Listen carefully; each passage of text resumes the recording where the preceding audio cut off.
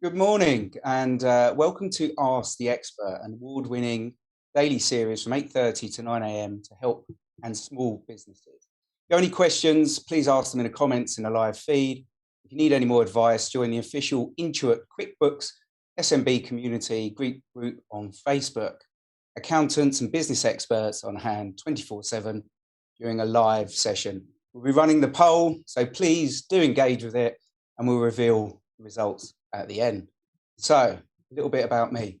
I'm a serial entrepreneur with a background in recruitment. And the reason I'm a serial entrepreneur is because I've started and I've built and I've sold several businesses. I started my career in recruitment in 1998 with a company called Computer Futures. That's now a FTSE 250 business. Now, I don't mind admitting the first 6 months were pretty tough. I thought I was going to get sacked pretty much every day, but my stoic work ethic saw me through. And within the first 2 years, I became one of the top billers in the industry. So much so that I was actually interviewed by the Evening Standard in their pink pages, or is the internet too hot to handle? Now, my views came true more by guessing than anything else, but it did lead me to be interviewed and headhunted for a startup recruitment business from some recruitment investors that wasn't doing very well. Now, back then I had a lot of passion, I had vision, I had belief in myself. So I took this by the horns and took on this new company, lured by the promise of directorship and shares. Now, it went really well. I grew this business to 42 staff in the first 12 months and smashed all of the targets out of the park. Now, what that did do for me was it caused a bit of a problem with the investors. The investors suddenly had to give me more equity than they thought they were going to give away at the beginning. But rather than get involved too much in that argument, I dropped my stuff and I walked out.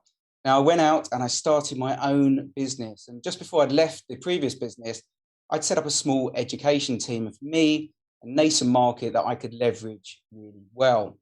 Now, I started this business with the idea of doing something contrarian in the education recruitment market. I came up with new solutions, productized the ideas of environment mapping, skills gap analysis, bundles, and managed services. In fact, our innovation got us off to an amazing start. In my first few weeks of the business, I got on the roster to pitch for the London Borough of Harrow. And also I'd read about this business called GEMS, Global Education Management System, a Dubai-based business that was buying schools in the UK and controlled about 25% of the education in the Middle East. Using my recruitment skills, I rang around all afternoon, managed to get myself a mobile number of the chairman. I looked up his backstory. The chairman was a billionaire and a self-made billionaire at that. I pressed 9 back then, as you did for an outside line. I gave him a call and I was given 45 seconds in which to pitch myself. And here's a little hack. If you ever speak to a billionaire or a multi-millionaire who has a backstory, you start with the questions. Soon we were on to about 45 minutes of talking about my business in small part, but his background in a large part. I got invited to have breakfast with him the next morning. I said, look, I'm in London, you're in Dubai. No, Dean, I am in the Dorchester. Come and have breakfast with me tomorrow. So I did. Didn't take very long to say yes to that. I turned up, suited and booted, a business a few weeks old.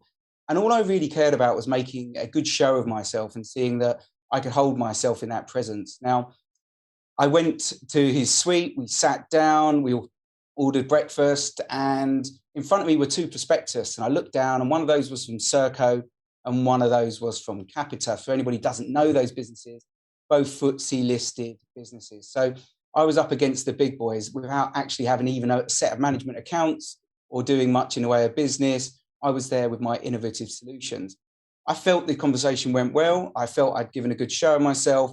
And what better way to start a Wednesday morning than breakfast with a billionaire in the Dorchester? I jumped on the train back to the office.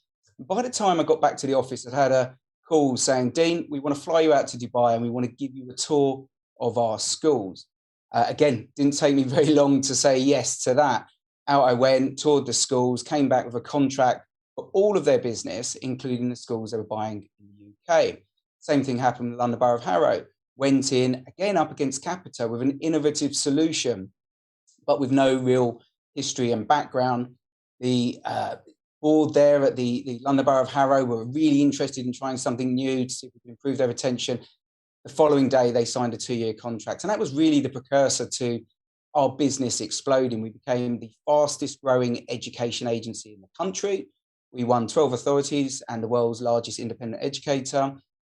And we actually sold within under 3 years for a strong 8-figure sum. Now, we did that on the basis of we'd become part of this 9-figure business, be able to leverage, get onto bigger contracts.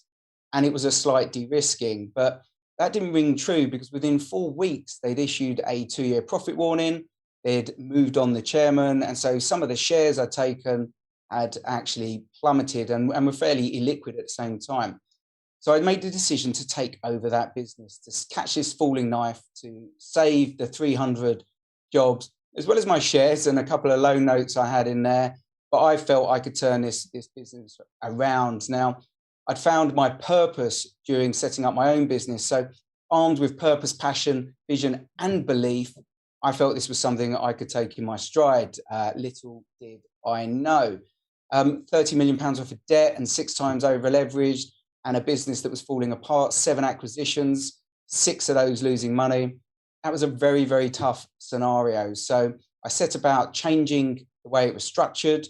I merged the back offices, I broke it up, I sold some of it, I delisted, and then I built that business back up. And I built that business back up and sold it debt-free in 2015 to private equity. Now, when you sell a business, you end up with covenants keeping you out of going straight back into the market you've come from and causing too much trouble in the way of competition. So I had a few years out. I did some advisory for private equity businesses that were trying to buy recruitment businesses. I did some advisory for government quangos, such as the Behavioural Insights team that have been made famous during COVID. I also invested in some tech companies, one of which, Sourcebreaker, is the fastest growing rec tech in the UK and one of the fastest growing technology companies in the whole of Europe, according to the FT 2019 and 2020. So they've gone very well and seen those businesses really blossom. But I also started the RDLC, which is the largest network of recruitment CEOs in the UK. And I did that with actually my first boss from 1998. Yes, he'd remembered me. And we joined forces to create a business that now has about 300 members and a combined turnover of almost 3 billion. I obviously mentor some of those CEOs and I provide training, but something that's been very close to my heart that I do on a daily basis now is Realise Me. Now, Realise Me is an omni-stack platform that I've bootstrapped. It's there to provide efficiencies to schools in terms of their workforce and improve retention, something I know a lot about, but it also actually equals and levels the playing field. It removes unconscious bias from the recruitment at the doorstep. It promotes diverse and engaged environments and bolsters BAME candidates and diversity in gender in the classroom. So that's my passion. That's a social enterprise. In all of my businesses I've worked with in the last 2 decades, every single one of them has grown exponentially. So hopefully I've got some hacks for you today and some of the questions that you can be able to put across. What are the main takeaways from that? I think if you've got that purpose as well as your passion, vision, and belief, it's a real cocktail for success. And the most powerful thing you can actually believe in is yourself. So make sure you're always compounding, you're always learning and getting better every day. One of my rules is to be better always than I was yesterday. And don't be put off by the critics and the naysayers. There's always going to be someone telling you can't do it. Someone's always going to be there trying to sabotage what you do. But just use them as energy. Use them as that driving force to make sure things are successful. And one of the big rules and lessons you can learn in business is that turnover is vanity, profit is sanity, but your cash is your reality. And it's something that I learned very quickly in terms of running a highly indebted business and managing to pay off debt over a period of time. You need to understand your cash flow because it's your oxygen and it can cut off your breathing. And you need to make sure also that you're surrounding yourself with the right people. You're surrounding yourself with people you can learn from. You need a team. There are people who can do things better than you can. Make sure you hire them because it makes life really, really easy. You get flow, you become frictionless. Your business will grow very, very fast. And if you want to have a business that you can be on top of, that you could probably exit in a period of time, you need to make sure that you industrialize your processes. And what I mean by that is that they need to be resilient. They need to be load tested. You need to run through your standard operating procedures and make sure that they're pushed very, very hard. They also need to be repeatable, something you can do over and over again. And the reason that is it's easy to onboard, to teach people how to do those processes and deliver on those. They need to be replicable.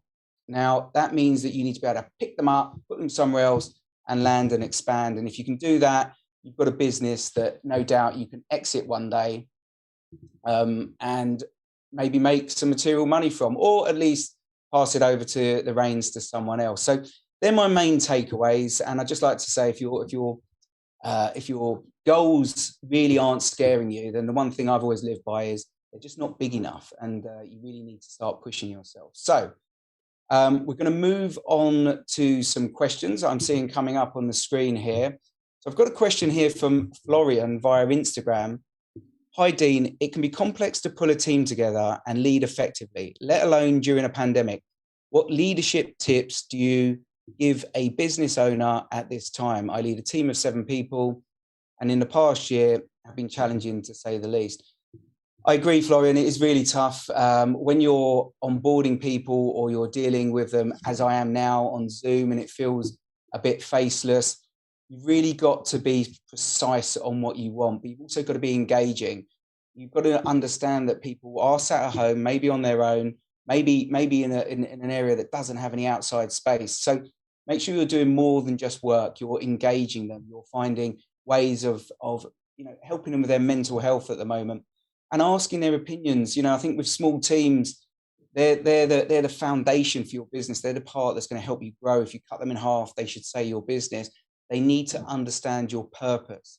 If they understand your purpose, what gets you up in the morning, then you're going to be in a really strong position to start allowing these people to take roles of their own, delegate, hire, because they understand your processes. They understand how you do it. So a top tip is make sure that they understand your purpose. To get that from them, make sure that they can actually pitch it back to you. The one thing I always did in my businesses was get my staff to pitch my business to me, and that made me understand how they really felt about it, but whether or not I was buying it at the same time. Hopefully that helps. Let's have a look. Next question. Millermeyer from Twitter. Good morning. What is the first and most important step a business owner needs to employ for growth? You need to understand your standard operating procedures. To grow, you generally need to hire people. Now, I see lots of small businesses that don't hire for a period of time. They deliberate on bringing somebody in because of trust factors or because of IP. When I started my first business, I started day one with 4 members of staff. I took everything I had and I plowed it into those people because I wanted to be on the business, not in the business every single day. So you need to be able to bring people on board and onboard them. And for that, you need to work out what you can and can't do, the things you want to do, the things that you're not very good at. And look at those jobs as well, those £10 and £100 jobs that really you shouldn't be doing. And those are the things that you need to outsource. So in today's environment, you can hire, but you can also use VAs as well, which is a very good use of resources just to take away some of that mundane work that you're probably doing on a daily basis. You shouldn't be, unless you're a web designer, you shouldn't be building your own website. You shouldn't be doing any of this stuff. You should be concentrating on selling. And again, another top tip for anybody starting a business. One thing I always did was I went out and sold vaporware. I sold something before it existed. I got the tonality of the environment I was going to be working in. I got the objections. I understood from that what the instructions were to get around it. And that helped me model in terms of my service offering and my productization. So go out there, make sure your market is there, make sure it's there for you, but make sure you map your standard operating procedures. So another question, Denholm from Facebook Messenger. What would you say are the most important factors that influence a business ability to grow? It's got to be the leader. If you've got an aspirant leader, if you've got somebody that others buy into, you're going to see growth. And I'm a lover of culture beats eat strategy for breakfast. But if you can have both, you can have a pretty delicious dessert. So make sure that you understand your roadmap, that you've got a plan, you've got this purpose, which is your why, you've got this passion for it, you've got a vision on what this end game could be, and you have a super belief in yourself. Because I've seen a lot of very, very good business plans executed very badly, and they don't do very well. And I've seen some very poor business plans executed with gusto and tenacity and a real purpose do phenomenally well at the beginning. Eventually, you will need that structure. So don't overthink it, just do it.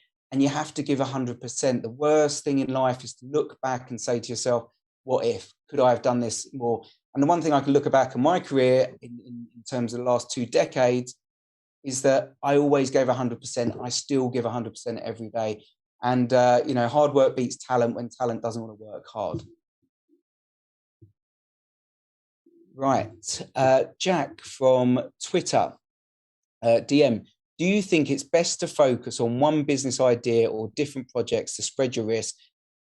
It's so many things I want to start up, but I don't want to lose focus. Right. Okay. Look, every entrepreneur sees something shiny and they go after it. It's just how we are. But that's why you need to map and plan what you can do. That's why you need to have a vision on what you're trying to achieve. If you spread yourself too thinly at the beginning, you're going to really, really struggle. You need to be famous for something. People need to know what you stand for, what your brand is.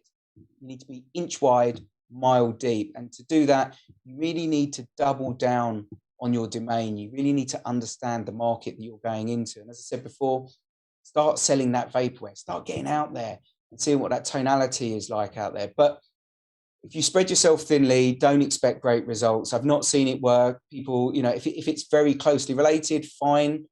But for me, concentrate on what you know best, what you can deliver on, get that growth, and then start to build out when your procedures are in place, they're industrialized, and you can replicate those, because then you can move on to something else and find the people to deliver that for you. Callisto from Twitter DM. Morning, Dean. If you had to choose one lesson to tell entrepreneurs, what would it be? For entrepreneurs, I think the biggest thing is, there's probably 2 things. One, you have to fully believe in yourself, and you have to have that purpose, because purpose gives you discipline. Passion, motivation, all these are kind of emotional feelings. They do wane, they come and they go. So for me, you've got to have purpose, something you can hang your hat on, something that gets you up on the cold, wet mornings, that gives you the discipline. But also, as I said earlier, you need to understand your cash flow. I've seen some really good businesses overtrade and run out of cash, and that's not what you want to see. So make sure you understand your cash flow. If you've got that purpose, you're going after the market, just understand your cash flow, because it can be pretty easy to burn yourself out and eat up all your cash. Growing businesses always eat cash. Right. Okay. Charlie from Facebook Messenger. Great to see you on this show. Thank you very much, Charlie. What's your best advice to build a great culture? Me and my business partner have different views on this, and I hope this won't be an issue as we grow our business. Unfortunately, it will be an issue, because you can't have, it's an inefficiency. You both might want to be good, but good means different things to both of you. And that's an inefficiency. You're rowing in different directions, although you think you're after the same goal.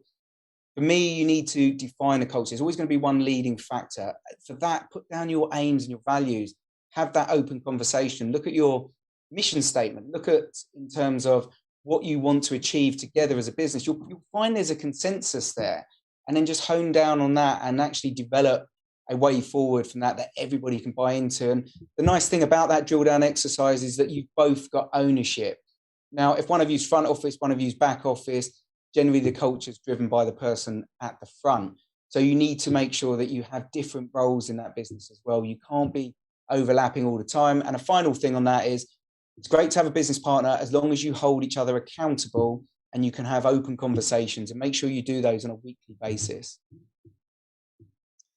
Right, Charlie from Facebook Messenger. Great to see. Oh, sorry, just done that one. Desmond from Twitter.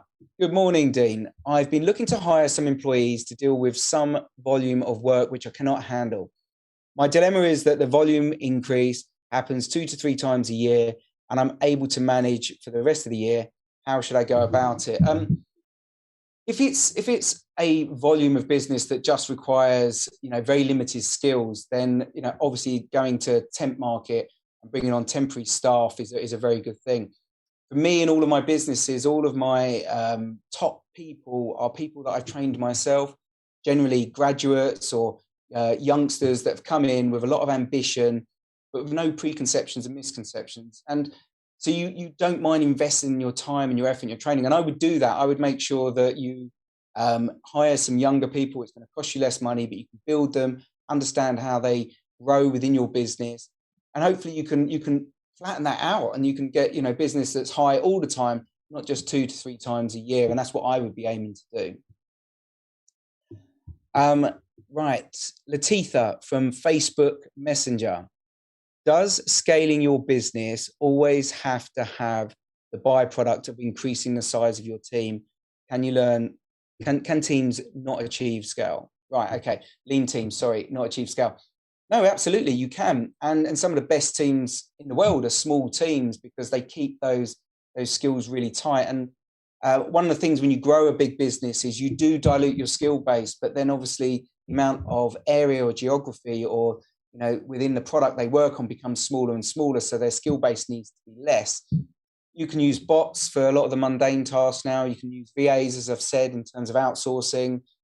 It's just a capacity issue. And the nice thing about where we are today and obviously the advancements with COVID is there's a lot of technology that can support you through this growth period. So no, you don't need to have the biggest team in the world. You need to have the best team, and you need to be able to turn their focus on the things they do really well. And you can use technology as an enabler, not to take the place of the human, but as an enabler to get you there faster and reduce that workload. Right. Okay. Jani from Instagram DM. What's your best advice on how we can remove bias from the recruitment process? Okay, super. I've done some work with the Behavioural Insights team, which is the government's Behavioural Insights team. The first one started Obama and the second one by David Cameron. And they advised on an app they were building, and it was something that they were building internally that they wanted to take outside. And it was asking so many profiling questions. But the unfortunate thing is if you run over your cat on a Monday and you win a lottery on a Friday and ask you the same questions, I will probably get different answers. The easiest way to start removing bias from recruitment is to blind the process. It's to take off the name, the gender, the age, the last university, their last place of work. Start a process that has a balanced steering committee that work on some really hard set competencies, because that's what you want in recruitment. You want to get the competencies ticked off, and then you want to concentrate on the EQ, that culture fit, that individual. And what generally happens is that the person then shortlisting hasn't met any of these candidates, but it's gone through on a scoring. From there, there's kind of almost an unveil, and it changes the dynamic in terms of the whole process, because everybody at that point has the skills. So it just becomes a culture fit. And I think that's where we're starting to see real diverse and engaged environments, and they generally perform better. So if you can start by blinding the process, that's the best way to get going. There are weighting systems you can use, but that's the easiest way to do that. Okay. Prabhakar from Facebook. Hi, Dean. We are a small SaaS-based company focused on custom automation of processes. Where should we focus to grow product or market development? Look, if you launch your product when it's perfect, you've launched too late. So I would make sure that you've got an MVP, you've got your minimum viable product, you've got something that you can take to market that does a core amount of what your offering is, because that's when you need to start pushing in the marketplace. That's when you need to get that customer feedback. Clubhouse is an ideal example of this, where the product's gone out and it's iterating while everybody uses it, and they use the invite process to get people on to do the load testing to make sure it wasn't too buggy at the start. So make sure you've got a product, make sure you've got an MVP, something you can take out, but then you need to take it to market, and you need to see where in the market you sit in terms of your pricing, in terms of the size of business that you're going to be dealing with, and in terms of the feedback you're getting. So product, yes, you have to have a product, but don't overdo it. Make sure you get out and you sell. The nice thing about sales, there's always a supply and demand factor. You can always say there's too much demand for the supply you can offer at that time, and you can slow that process down until you get to where you need to be. But yes, get out there and make sure you hit that market hard. Right. Blaine from Twitter DM. Morning, Dean. You founded several companies. How have these experiences helped shape the business leader that you are today? And what would you tell your younger self? It shaped me in many ways. That it's shown me that you don't have to be the brightest person or the most talented. That you can have a lot of self-awareness. You can have a lot of common sense, and you can work very, very hard, and that will get you a long, long way. And surround yourself with really good people. I've been lucky. I've had some really good people come across my path that I've managed to hire. I've trained a lot of people. I've trained many to be multimillionaires themselves. And I've made sure that I've created that culture. So they're the things that have sat with me. I did get asked recently, me against myself at 27, go back almost 20 years, who would win with all this knowledge now of selling businesses versus this young, hungry chap. That naivety pays off a little bit when you're younger because you don't preempt no's. I had more energy, I had more about me in terms of gusto. Not to say I don't have much now, but yes, I was a firecracker back then. So my younger self, I would say, don't sell your company so quickly and concentrate on your end goal, because when it starts to waver and people start coming in from different angles, offering you large sums of money, it isn't always the best thing. So that would probably be what I would tell my younger self. Rihanna from Instagram DM. What would you say are the top 3 things that business owners most often overlook when growing their business? First is cash, how important it is to have a decent set of numbers and a cash forecast. You need to know your sensitivities. You need to know when you've got VAT, PAYE payments coming in, rent. They all fall on the same quarter. You might look great in your P&L, but you're not necessarily going to be a business that's going to survive because you've not got the cash in the business, and you can be over trading. So that would be number one, to make sure that you concentrate on your cash flow. Second is that you have to give it 100%. It's like for anybody who talks about football going in for a tackle, if you're going half-heartedly, you're going to get hurt. Your business isn't going to survive. So make sure that you give it 100% and map your procedures. Understand what you do and how you do it, because you need to be able to show other people what to do. So do those early, do those quickly, and your business will have a strong foundation for growth. So come to the end of the questions, and we're about to wrap up and give the poll results. So, right, let's have a look.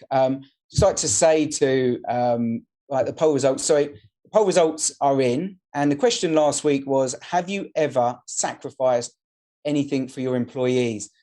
100% of you answered yes. Now, I don't know a business leader hasn't sacrificed anything for their employees. You're delivering a job. You're taking risks in terms of your sometimes debentures on your house or loans or whatever else. You're putting yourself out there. So definitely, I can agree with that 100%. We all give up stuff for our employees and take a massive risk. So that's it from me. Thank you all for tuning in. If you have any questions about myself, you can contact me on LinkedIn. My name is Dean Kelly.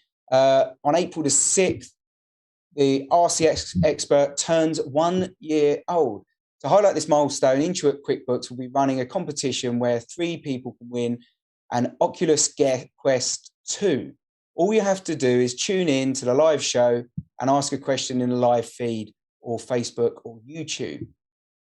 Coming up on RC Expert tomorrow is business leader, strategist, and all-round disruptor, Ketan, who's the founder of Enterprise Lab and has been working on business growth and strategic management for over 20 years. Tune in to get advice on how to build a network in a virtual world.